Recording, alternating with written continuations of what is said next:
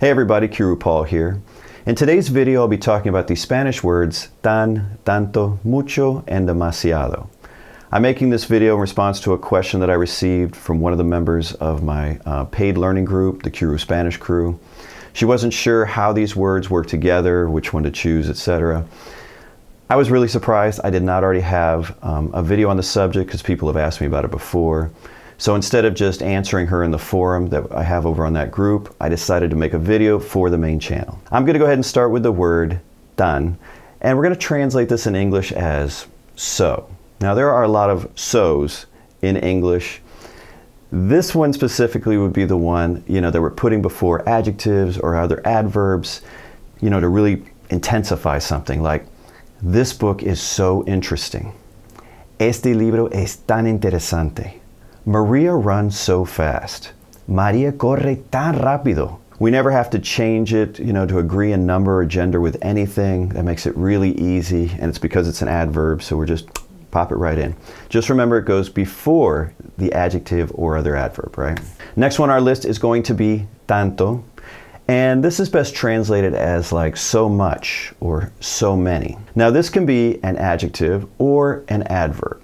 And when it's an adjective, it has to agree in number and gender with whatever it's describing, whatever it's modifying. There are so many problems in the world. Hay tantos problemas en el mundo. See, it's tantos. Why is it tantos? Some folks might have went, okay, it's problemas. Why is it tantos?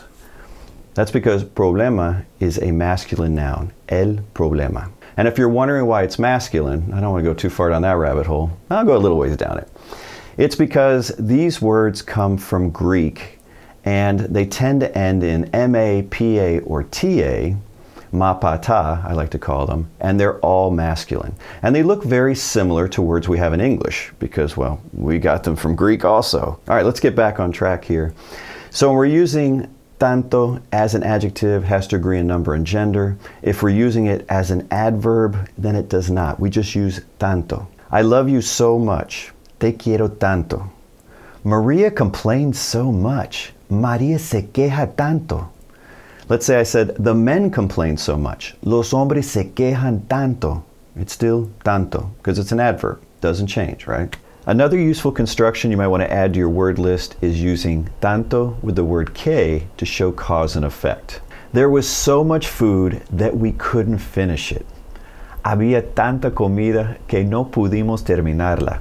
See, that part in English is the que in Spanish. They bought so many flowers that they filled the whole house. Compraron tantas flores que llenaron toda la casa. See, it's pretty useful, right? So let's move on to the next one, and that is mucho. When it comes to mucho, it can be an adjective or an adverb. As an adjective, it has to agree in number and gender with whatever it's describing, just like tanto was. And as an adverb, it doesn't change form, it would just be mucho. And we'd best use this to translate things like a lot, much, many, just depending, on the structure of the sentence. There are a lot of bees in the garden. Hay muchas abejas en el jardín. See, it's muchas because it's abejas. How about, there are a lot of problems in the world? I'm going to let you do this one because we just talked about it. Hay muchos problemas en el mundo, right? It's muchos because problemas is masculine. And you know why? Because it comes from Greek. And if we use it as an adverb, it doesn't change. It's going to be mucho. I love you a lot. Te quiero mucho. Maria complains a lot. Maria se queja mucho. The men complain a lot. Los hombres se quejan mucho. Doesn't change. Let's move on to our next category, demasiado. And it's going to work just like tanto, just like mucho. It can be an adjective, it can be an adverb. When it's an adjective, it has to agree in number and gender with whatever it's describing. And when it's an adverb, it does not. This one best translates as too much or too many.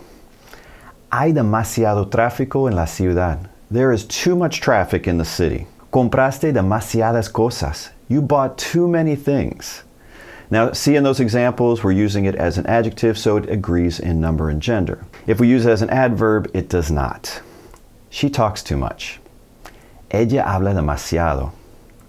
Juan complains too much. Juan se queja demasiado. Now, I believe that answers the question that I was asked. However, it may spark some other follow-up questions because anytime I even mention tan or tanto, somebody's going to be like, hey, what about comparisons like tan como and tanto como? Which really could be another video, but while we're here, let's go ahead and throw it in here, right? We're going to start with tan como. And right on your word list, put those two words. And we're going to be translating this as. And for you folks who like formulas, here's a formula for you.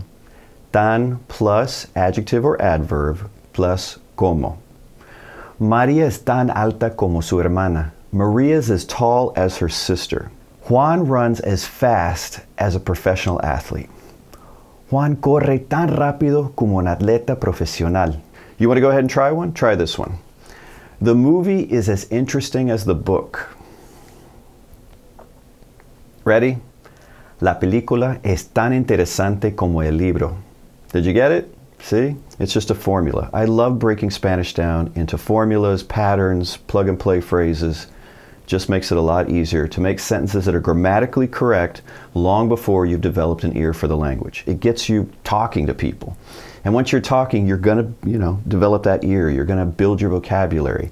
And then you don't need patterns or tricks anymore. It's just going to come out. And you'll be like, hey, I just said all that. It just came out. You'll get there. Now let's move on to tanto como. And that would be as much as or as many as. When we're using this as an adjective, it has to agree with the noun. You know that theme by now, right? If you're going to put in a formula, you could list them all like tanto, tanta, tantos, tantas, plus noun, plus como. However you want to do it for your own word list. Juan has as much money as his friend. Juan tiene tanto dinero como su amigo. You want to try one? Try this one. Maria has as much patience as her mother. You ready? María tiene tanta paciencia como su madre, or su mamá, either one. Try this one. The students have as many books as the professors. Ready? Los estudiantes tienen tantos libros como los profesores. Did you get that? Now you may have had for students, los alumnos, that's fine. The important thing here is that you have tantos libros como, right? That's our construction. Now let's talk about comparing actions. And with this one, we're just going to have tanto como. It's not going to change. And this is as much as. And for folks who like formulas, you would have verb plus tanto como. And that's our comparison. Juan works as much as Maria. Juan trabaja tanto como María. See, it's just tanto como. We don't have to think about anything when we're comparing actions. The children play as much as they study. You want to try that one? Los niños juegan tanto como estudian. You've got this. You've got this. All right, that's the end of the video. If you enjoyed it, just do me a favor and give it a thumbs up. And until next time, hasta luego.